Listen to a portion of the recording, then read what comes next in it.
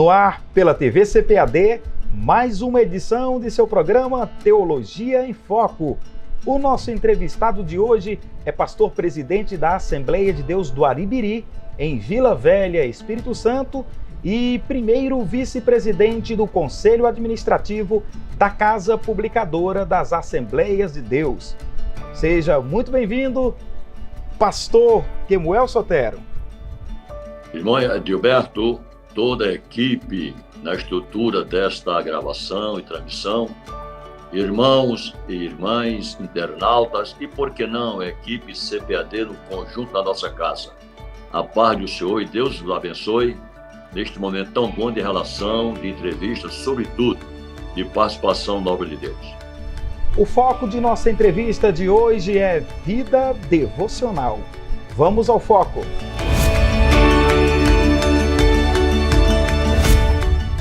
Pastor Kemuel Sotero, o que biblicamente significa vida devocional, ou devocional especificamente? A palavra devocional é derivada de devoção, que no aspecto religioso e espiritual quer dizer alguém que se dedica com afeto, com fé e, sobretudo, com a alma. A palavra devocional, especificamente, não quer dizer que seja um item bíblico, mas pela Bíblia aprendemos a respeito desta realidade e desta atividade. E tomamos por base, por exemplo, a carta a Romanos, capítulo 12, versículo 1. Rogo-vos, pois, irmãos, pela compaixão de Deus, que apresenteis o vosso corpo em sacrifício vivo, santo e agradável a Deus, que é o vosso culto racional.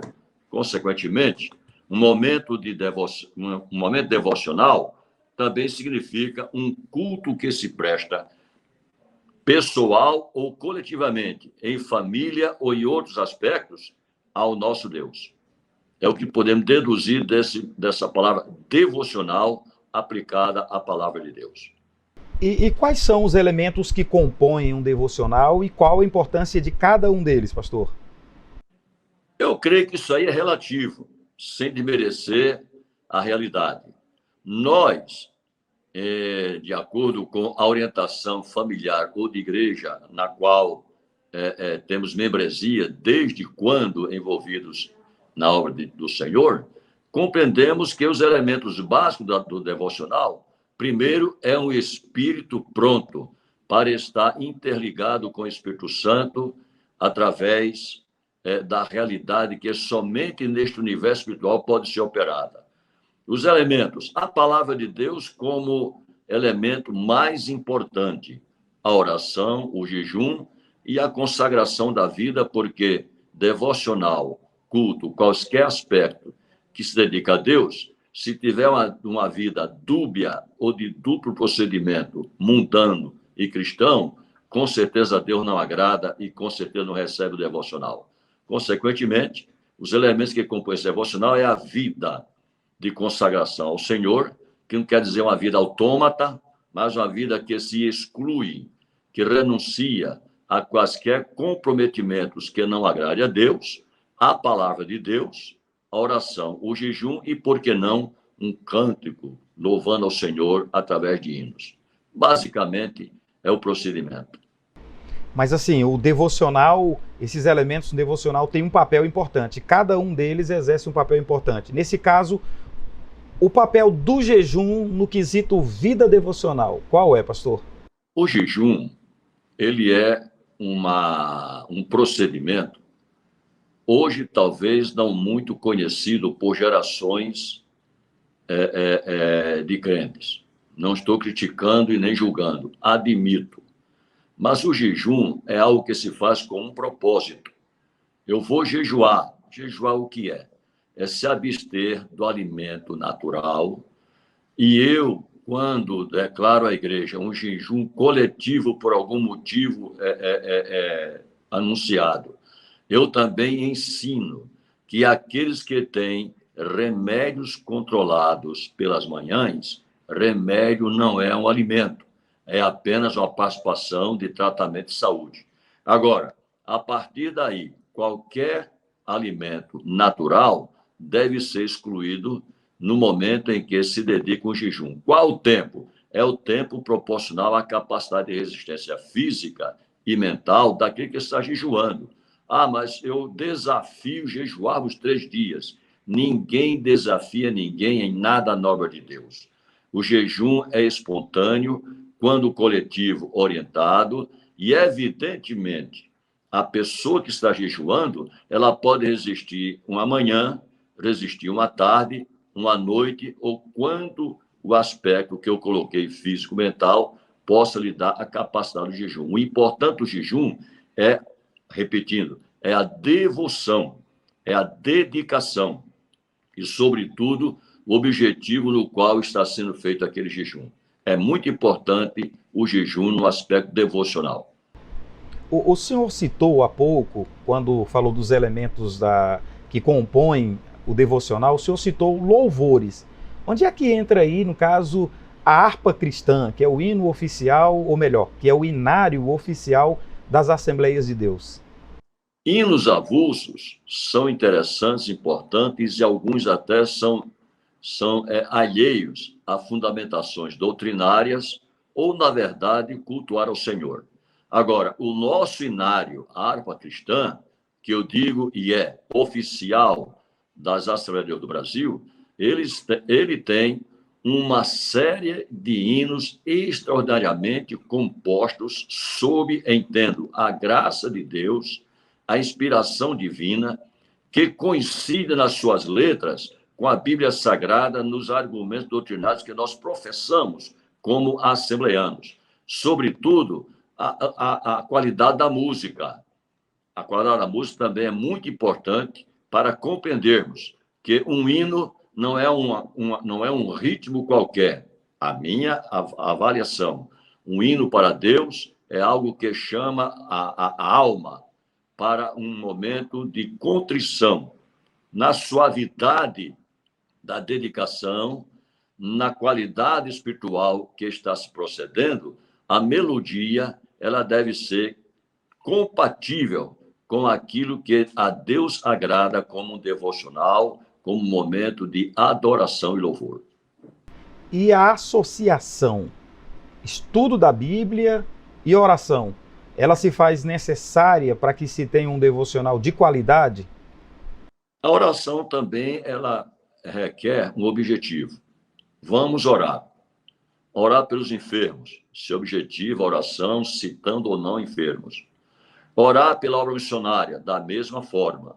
Então, a oração, ela tem um objetivo. Sobretudo, ela deve sempre ter como princípio a glorificação ao Senhor e Salvador Jesus Cristo e se dirigir ao Pai através dele, Jesus Cristo, com fé, com convicção e não impondo ou não dando a ele datas, ou não dizendo como quer que ele responda, mas deixando para ele, e não pode ser diferente, conforme a sua vontade, a resposta daquela oração no seguimento que se fez. Ora, nós estamos em plena situação da epidemia, coisa terrível. Quando pensamos que vai acabar o momento, recrudesce tudo de novo. E o nosso presidente da CGADB, ele convocou nós, a Assembleia de Deus, para no horário da madrugada, que está específico, a partir das 3 da manhã, orarmos a favor do Brasil, para que o Senhor Deus tome controle da situação e para exterminar esta terrível ocasião que vivemos e lamentamos nessa ocasião, as muitas famílias das nossas igrejas ou outras famílias pela perda de seus entes queridos vitimados por esse coronavírus. Ora, então, essa convocação que nós estamos a ela submetidos, eu creio que todos compreendemos, todos estamos aceitando. É uma oração objetiva para os fins que estão objetivados. Então, a oração, ela tem a sua realidade, mas também tem um objetivo naquilo que se faz petição a Deus, ou naquilo que está glorificando, ou naquilo que está dando ação de graças, ou apenas um momento de contrição, debruçado perante ele no seu altar e entregando a sua vida, dizendo: Senhor, tu és tudo para mim, faça-se a tua vontade.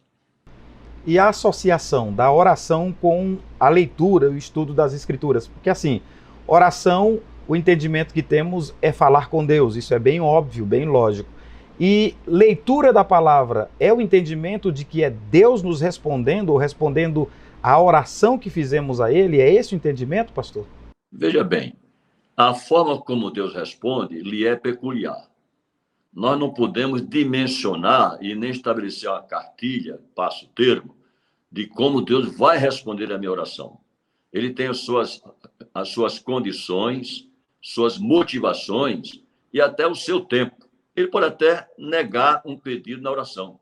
Ele pode até rejeitar a própria oração. A Bíblia nos fala isso. Então, a palavra de Deus por si só é a própria profecia, é o próprio oráculo divino para todos nós. É a nossa regra básica de fé, de comportamento e comprometimento a respeito do que ele nos revela pela palavra e nos requer de comportamento orientado pela palavra. Quanto à oração, a resposta é muito peculiar às condições, ao tempo e à vontade de Deus. Mas assim, considerar as Escrituras como de fato sendo resposta de Deus às nossas orações, é importante se observar que as respostas de Deus comumente estão alinhadas com o que diz as Escrituras, correto? Não há a menor dúvida. Quaisquer coisas da parte de Deus estarão sempre conjugadas naquilo que ele já revelou pelas Escrituras. O que vier de maneira externa, contrária, com certeza não é de Deus. Porque Deus não muda aquilo que ele falou. E a forma dele agir, falar, responder, enfim, interagir com os seus, está dentro da estrutura da palavra que ele mesmo inspirou. Ela é inerrante, ela é fiel e é verdadeira. Nós vamos para um breve intervalo, pastor, e já já nós voltamos com este bate-papo, com esta conversa sobre vida devocional. A você, amigo, irmão internauta, já já nós voltamos com a entrevista com o pastor Kemuel Sotero, falando a respeito de vida devocional. Já já estamos de volta. Descubra no segundo trimestre de 2021, lições bíblicas da CPAD, dons espirituais e ministeriais, servindo a Deus e aos homens com poder extraordinário. Conheça sobre o propósito dos dons, os dons de revelação e poder, o ministério de profeta, evangelista e pastor, a multiforme sabedoria de Deus e muito mais. Estude as Sagradas Escrituras com as lições bíblicas da CPAD. Neste trimestre, comentada pelo pastor, escritor e professor Elinaldo Renovato. E nas lições bíblicas de jovens, iremos fundo na carta de Paulo aos Coríntios. Veja sobre o caráter da pregação de Paulo, a imaturidade espiritual dos coríntios e entenda sobre o crescimento que Deus dá à sua igreja. Não perca este trimestre. Estude com as lições bíblicas da CPAD. Adquira em nossa loja virtual CPAD.com.br ou visite uma de nossas lojas com toda a segurança. Teremos um grande prazer em recebê-los. À venda em todas as livrarias evangélicas do Brasil. E você ainda pode fazer seu pedido pelo telefone 0800 021 7373. CPAD, a editora da Escola Dominical. Conheça a Bíblia de Estudo Holman e surpreenda-se. Esta Bíblia foi projetada para que cada recurso esclarecedor esteja na mesma página com o texto bíblico ao qual se refere. Holman, uma Bíblia de estudo que oferece mais do que você espera e exatamente onde você espera. Mais um produto com a qualidade CPAD. Estamos de volta com o seu programa Teologia em Foco, entrevistando o pastor Kemuel Sotero, líder da Assembleia de Deus do Aribiri, em Vila Velha, Espírito Santo. Pastor Kemuel Sotero, existe um horário mais apropriado para a realização do devocional diário? O que o senhor sugere quanto à questão do quesito organização do tempo? Quanto ao horário e o tempo do devocional, fica a critério de cada um no seu pessoal ou coletivo, em família ou em outras realidades de relacionamentos. Agora, uma coisa é certa, e falo por experiência. Nós, por vezes, num devocional, e agora entra o nosso aspecto mais apropriado, num devocional de pentecostais, por vezes, e pode acontecer, o Espírito Santo tomar aquele momento e aquilo que foi dentro da regularidade programada, pré-estabelecida, de tempo e horário, fica no domínio do Espírito Santo. E aí a coisa toma outra forma, outra dimensão. Algumas vezes, com certeza, posso falar testemunho pessoal disso, começamos a cantar o hino, ler a Bíblia, ora daquela maneira mais convencional, com fé, mas aquela forma convencional, e de repente o Espírito toma o indivíduo ou os que estão juntos naquele momento, e aí ele patrocina maravilhas gloriosas, até em profecias, quanto não visões. Ele sabe quando assim opera, por que opera e através de quem o faz. Então, repetindo, a questão do horário mais apropriado e também o tempo do devocional é peculiar às condições até de obrigações trabalhistas, familiares ou outras, e o tempo mais ocasional é quando em casa, com quietude, não fica olhando para o relógio e dizendo, eu tenho que fazer essas carreiras para sair. Não, não é assim. É um momento muito dedicado. Na verdade, é um culto pessoal ou coletivo, em família ou com outros que estejam reunidos. E então, o que é que o senhor dá de orientação para que se organize o tempo? Porque a gente vê aí que a correria é muito grande, nós vivemos um ativismo absurdo, e aí a gente meio que argumenta, dizendo que não deu tempo e tal. O que é que o senhor orienta quanto a essa questão da organização do tempo? Olha, Deus nos dá 24 horas por dia no relógio que foi estabelecido na humanidade. Nessas 24 horas, é somente escolher 15 minutos, meia hora, ou quanto puder, dentro da orientação e argumentação dessa organização, porque será que 15 minutos ninguém encontra em 24 horas? Meia hora ninguém encontra em 24 horas? Aí, na verdade, é mais do que um relaxamento, é um desprezo. Então, é muito bom que as pessoas façam também na sua organização, como alguém que faça orçamento mensal. Ele tem X para o seu orçamento mensal e aplica aplica aqueles valores naquilo que ele tem responsabilidades, interesses ou aquisições.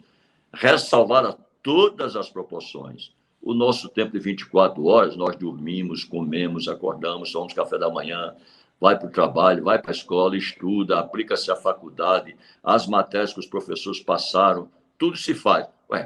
E por que não conjugar o tempo dentro de um horário específico para dedicar o que é de melhor ao nosso Deus? Pastor, o senhor falou há pouco também que o devocional ele pode ser realizado no contexto familiar. Nesse caso aí, entra o culto doméstico? Perfeitamente. O culto doméstico também não passa de devocional, né? Eu falei aqui que o culto devocional, o devocional é o culto, e até apliquei Romanos 12, versículo 1, o culto racional, né?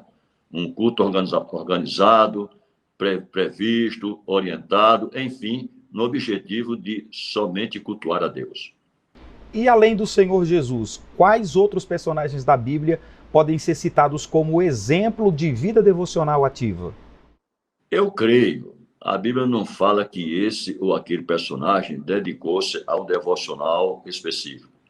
Mas eu creio que a partir dos apóstolos, que estiveram com Jesus 3 anos, viram-no como se comportava e distribuía e se orientava na razão do tempo, diário e enfim. E há uma pergunta deles no capítulo 11, no Evangelho de Lucas, que muito chama atenção para esse momento. Eles não pediram a Jesus que os ensinasse a pregar, não pediu que os ensinasse a cantar, não pediu outra coisa envolvida com as atividades do próprio Jesus. Mas vejam bem, eles ensina-nos a orar. Quer dizer, eles observaram que Jesus tinha um tempo, um momento, uns instantes, mesmo que ocupado, não foi diferente, assim o fizesse. Consequentemente, compreendo que os discípulos são uns grandes exemplos, se é o pedido aqui da pergunta, de personagens que aprenderam com Jesus e, quiçá, praticaram os seus devocionais. E daí, certeza, os que com eles foram aprendendo na razão de cada um. O apóstolo Paulo é um dos grandes exemplos.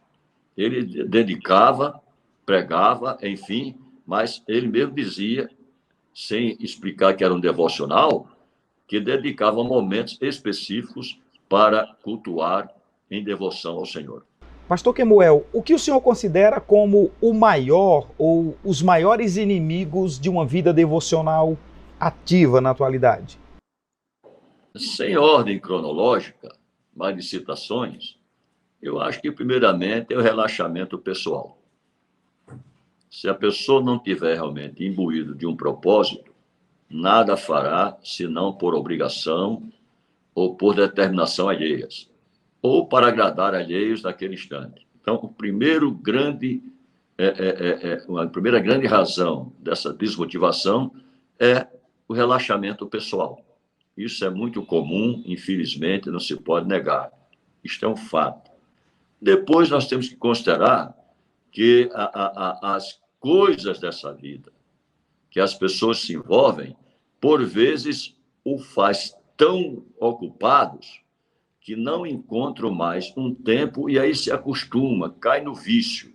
Quando tiver tempo, eu faço. E esse tempo, por vezes, nunca vem, ou quando vem, é quando, ocasionalmente, ele se dedica até para dar uma satisfação. O outro detalhe muito grande é quando as pessoas se preocupam muito com as coisas pessoais e esquecem-se das coisas de Deus, que deve ser a prioridade, né? As coisas de Deus, a começar da devoção, já estamos repetindo, ela é tão importante quanto respirar. Quando eu me lembro, o Senhor é meu pastor, nada me faltará, deitar-me faz, em verdes pastos, guia mansamente as águas tranquilas, refrigera a minha alma, e por aí vai o salmista. Ora, o salmista está dizendo, eu tenho as minhas obrigações, os meus deveres, as minhas ocupações, enfim, meus interesses. Agora, ele é minha prioridade.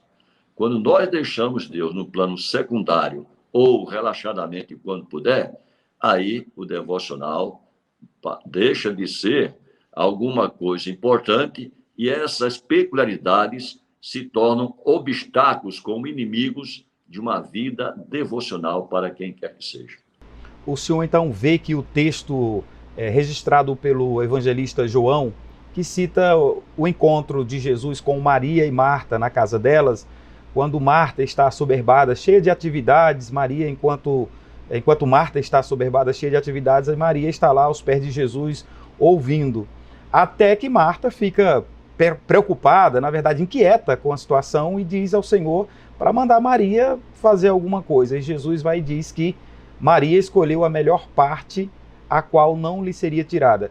Ali foi uma espécie de devocional e tem a ver com esses inimigos do devocional ser essas muitas ocupações?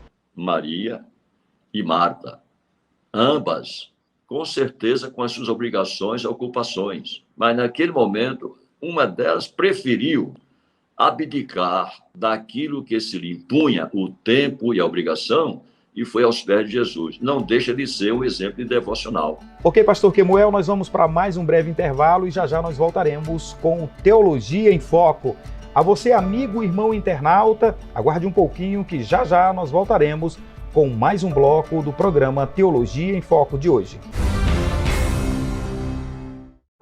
Vivemos uma onda de ataques ao movimento pentecostal e a fé de muitos tem se esfriado. É chegada a hora de clamarmos por um avivamento para nosso tempo.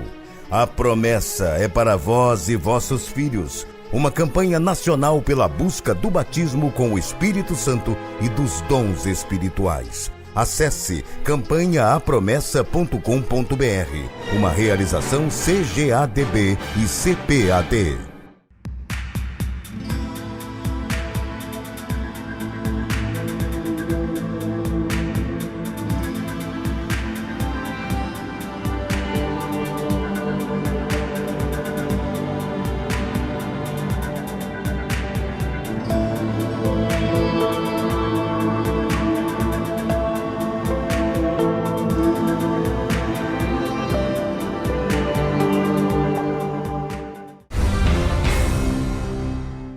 Programa Teologia em Foco de volta, e hoje nós entrevistamos o pastor Kemuel Sotero. Ele é primeiro vice-presidente do Conselho Administrativo da CPAD. Nós estamos falando a respeito de vida devocional. Pastor Kemuel, por que a questão devocional do crente é tão importante para a vida dele nos dias de hoje? Por que é tão importante ter uma vida devocional ativa, fervente, na prática? Hinos, palavra de Deus, oração, no caso jejum, são elementos que, de natureza espiritual, como pregamos, alimentam a alma, fortalecem o espírito, ilumina o entendimento e traz ânimo para viver. Viver para Deus, viver para suas obrigações e para sua família. O crente, mesmo nas situações adversas, quando dedicado de alguma forma, mínima que seja, e no caso devocional, dedicar sua vida a Deus, ele é fortalecido pela fé. Ele tem uma vida feliz. Ele não é igual àqueles que no deserto, embora Deus os abençoando, os alimentando, cuidando, enfim, como sabemos, mas murmuravam. Vivemos uma época, disse recentemente na igreja pregando, que todo mundo reclama de alguma coisa. É um espírito de murmuração que dominou, sempre houve murmurações e reclamações. Mas nesse tempo recente, nunca nós observamos tanta reclamação. Pais reclamam de filhos e vice-versa. Marido reclama de mulher e vice-versa. Membros reclamam do pastor. Pastores reclamam entre si. É uma terrível confusão que se apronta no terreno das murmurações. Mas o crente alimentado pela palavra de Deus, o crente que tem a sua alma alimentada com saúde espiritual, ele se esquiva. Ele até nem gosta de ouvir reclamações ou murmurações. Pelo contrário, as repreende quando oportunamente lhe for o caso. Agora, quando o devocional torna-se importante, na dimensão qual seja, o crente, ele é também um exemplo de paciência, um exemplo de passividade, um exemplo de testemunho de crente. E, acima de tudo, um exemplo de quem pode falar, não vivo mais eu, mas Cristo vive em mim. O altar do crente, ele deve estar sempre pronto e com fogo aceso. O fogo arderá continuamente. E quando pentecostal, então, aí que essa mensagem deve ser bem reconhecida. Porque altar para o Senhor é a vida pessoal dedicada a Ele. E no caso do devocional, a importância de sempre esse altar está sendo reabastecido com as coisas espirituais, com a vida devocional e com a graça de Deus. Agora o senhor me fez lembrar da campanha A Promessa, né, lançada pela CGADB, com o propósito, com a proposta de buscarmos o batismo do Espírito Santo de 110 mil novos crentes até o meio do ano. Gostaria que o senhor falasse assim, a vida devocional, nesse caso, é fator determinante quanto a essa questão da busca pelo batismo do Espírito Santo? Olha, irmão Edilberto, veio em bom tempo esta campanha nacional A Promessa.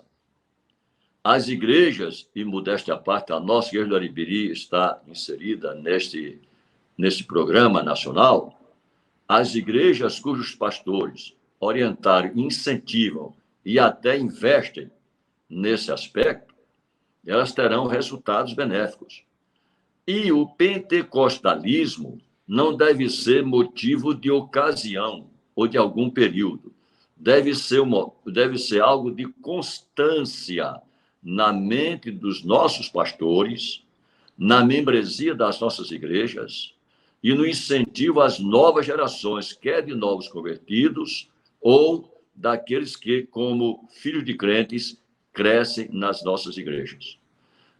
A campanha a promessa, também é um grande motivo para os devocionais. Grande motivo. Quem não é baseado no Espírito Santo, pedir, insistir, rogar. Se vale o testemunho, quando eu ainda não baseado com o Espírito Santo, eu até me sentia quase em desespero. Por que eu não falo línguas? Via o povo falar, ouvia a igreja alegre as línguas estranhas, enfim. E eu, até que um dia na vigília, eu fui baseado no Espírito Santo. E posso dizer, coisa gloriosa. Agora, essa campanha nacional, ela tem um fator preponderante para a Assembleia de Deus no Brasil, porque já há muitas das nossas gerações nas igrejas que não estão buscando batismo. Na verdade, não diz mais nem aleluia nos cultos. Não diz mais nem glória a Deus nos cultos.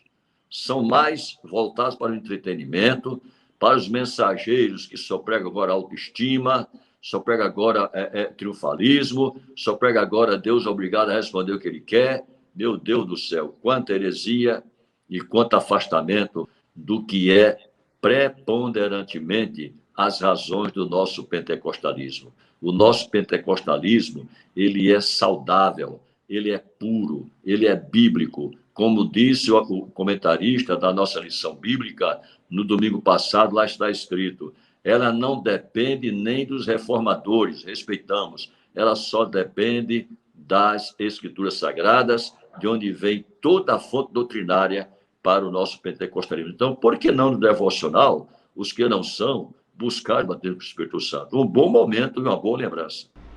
Pastor, e quais são os riscos que corre um crente que tem uma vida devocional ativa, mas é uma pessoa pouco vigilante? Aí ele cocheia dois pensamentos. Aí é uma vida que Jesus advertiu, não pode servir a dois senhores. Ou bem é um crente, ou bem não é, porque é o único vagão que não anda em dois trilhos, é o vagão do crente, ele é monotrilho. É só isso. Porque como é que eu digo que sou um crente e não sou vigilante com as situações, tentações ou interesses mundanos, especialmente os que agridem diretamente a palavra de Deus?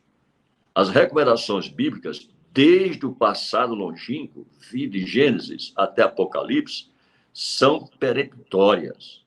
Ou se agrada a Deus, ou não se agrada. Ou se serve a Deus, ou não serve. Ou brilha, ou não tem brilho. Então, a pessoa pode fazer os melhores devocionais programados, estilizados, e não sendo vigilante e não agradável a Deus, vai cair na repreensão de Jesus, que repetiu o profeta Isaías. Este povo louva-me com os lábios, mas o coração está distante de mim. Então, é uma questão muito simples, não simplória de se entender. Não é? E Jesus disse, vigiai e orai. Ouça bem, ele não disse orai e vigiai. Ele colocou na sequência a oração depois da vigilância. Isso é muito bom para nós compreendermos que a vigilância é constante. A oração é necessária. E o devocional também implica uma vida de vigilância e oração. Pastor, há quem se vanglorie de manter uma vida devocional em dia. Que conselho o senhor dá àqueles que se acham superiores pelo fato de orar e estudar a Bíblia mais do que os outros? Eu acho que quem é vaidoso por si só já está praticando pecado. Não há a menor dúvida. Não estou dimensionando o pecado e nem o juízo de Deus sobre ele. Ninguém deve se arvorar mais santo do que o próximo. Ninguém deve se arvorar mais chegado às coisas de Deus do que o irmão. Eu acho que a vaidade, por si só, já é um grande empecilho de uma realidade espiritual fluente da parte de Deus correspondida. Na carta a Romanos, eu posso, não estou dizendo regra de interpretação, mas pelo menos em aplicação, está escrito, és inexcusável quando julgas, ó homem, quem quer que sejas, porque te condenas a ti mesmo naquilo em que julgas a outro. Pois tu que julgas, faz o mesmo. Ora, como é que eu vou julgar-me mais santo, mais pentecostal, mais biblicamente conhecedor, mais, enfim, quaisquer realidades dentro deste contexto da pergunta? Não, pelo contrário. Vamos nos colocar, como disse o salmista no Salmo 115, se a memória não me falha: não a nós, Senhor, não a nós, Senhor, mas ao teu nome da glória. E repetir o que exemplificou João Batista: importa que ele cresça e que eu diminua. Sou dos que aprenderam e ensinam que quanto mais tivermos intimidade, relacionamento, experiência e conhecimento bíblico e das coisas de Deus, mais humildes devemos ser. E nada exibido nós devemos proceder, porque toda a glória é de Jesus Cristo. O senhor acredita que nessa resposta também cabe a passagem bíblica que Jesus citou a respeito da parábola do fariseu e do publicano? Com certeza. Ele repreendeu uma atitude de exposição própria em detrimento àquele que humilhou-se e reconheceu-se até incapaz para estar diante de Deus. Pastor, finalizando essa entrevista, eu gostaria que o senhor deixasse aí uma palavra final aos nossos internautas, em todo esse contexto aí que nós falamos de vida devocional. Que palavra o senhor quer deixar aos crentes do Brasil? Sobretudo, o senhor até pensou aí, ou pincelou um pouco a respeito especificamente dos pentecostais. O senhor pode dirigir-se ao nosso público falando a respeito das conclusões que o senhor tira desta entrevista e que ponto mais o senhor gostaria de destacar? No mês de outubro, eu ministrei para a nossa igreja, já quando começamos a flexibilizar os cultos, isto é, passamos dos plantões espirituais que eu estabeleci para os cultos presenciais, enfim.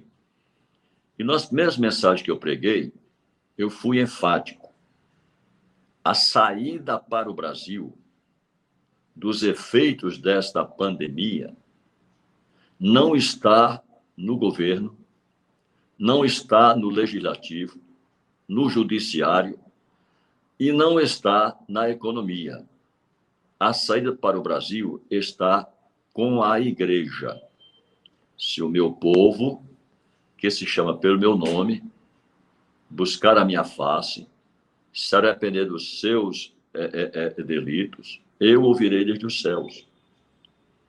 Perdoarei os seus pecados, sararei a sua terra. Não tem como sair desta verdade bíblica. Deus é o Senhor da história. Nada acontece mínimo ou máximo na sua realidade, evidência e repercussão que Deus não esteja presente e, acima de tudo, sob a sua permissão e, por que não, até planejamentos, se possa ter. O Brasil vive um momento terrível. Na manhã de hoje, se permite aqui expressar sobre minhas experiências, conversando com um grupo de ministros da nossa igreja, eu dizia para eles, 73 anos de idade, 47 consagrado a pastor e desde então exercendo o ministério, nunca vi no Brasil e no mundo uma situação desta, de já um ano, exatamente um ano, e ninguém sabe a saída. Todos se atropelando, ciência diz uma coisa, governo diz uma coisa, político fala outra, a economia se arrebentando em todos os países, é uma coisa desastrosa, inimaginável, impensada, nunca até prevista pelas autoridades, por mais competentes que fossem. Então, Deus está também permitindo nesse tempo, creio eu, que o seu povo entenda que nada humano é capaz, nada da mente humana é possível, senão quando Deus age. Essa que é a verdade. A permissão de tudo é de Deus, que criou todas as coisas, e o homem, evidentemente, a Bíblia nos ensina. Dentro deste universo de realidades, está a igreja. Quando os pastores começam a se degladiar por causa de político, um simpatiza a este, outro aquele, outro, nós escolhemos os nossos candidatos nos dias da eleição. Por plena consciência, no caso cristã, evitamos votar em candidatos que prejudiquem a boa-fé, a boa moral, enfim, as coisas que a Bíblia concorda, e não estou dizendo que a política é bíblica, é coisa da Bíblia. Ou melhor, tem que estar de acordo com a Bíblia. Política é coisa da razão. Entretanto, uma razão que comporte aquilo que, como crente, venha a coincidir com a nossa fé e comportamento cristão. Aí se escolhe um candidato. Certo ou errado, está lá. Agora, não é por causa disso que vamos brigar, degladiar, e vai para lá. Não. Infelizmente é o que está acontecendo. Eles não se entendem. Problema deles. O judiciário não se entende com os políticos, com a sociedade e até com a Constituição, com todo respeito. A verdade é esta. O legislativo, cada um tem uma proposta as mais mirabolantes e inimagináveis possíveis. Oh, meu Deus! O comércio se rebentando, com as empresas muitas fechando. O desemprego aumentando. A calamidade na saúde declaradamente aí anunciada. O que fazer? Brigar, falar, reclamar, dizer que o governo é... Não. A igreja tem a solução. A igreja busca a face de Deus. Como pentecostais, nós cremos que Deus também opera o poder para nós sermos instrumentos, divulgadores e promulgadores daquilo que a Bíblia Sagrada fala e o Espírito Santo nos dirige. Então, eu creio que nesse período, se estou alongando, me perdoe, muito importante é, nas igrejas, nos devocionais ou qualquer outras ocasiões, entender que o movimento, a promessa, serve-nos de parâmetro, não só para buscarmos o batismo com o Espírito Santo, a renovação dos que já foram batizados, os dons espirituais, que é princípio a proposta, mas também para nos dirigir a Deus, como pentecostais que somos, sem demérito aos demais irmãos que não são, para dizer, Senhor, opera neste Brasil, opera nas autoridades, enfim, opera conforme tu sabes operar, na proporção da tua vontade, para que o teu nome seja glorificado nesta pandemia.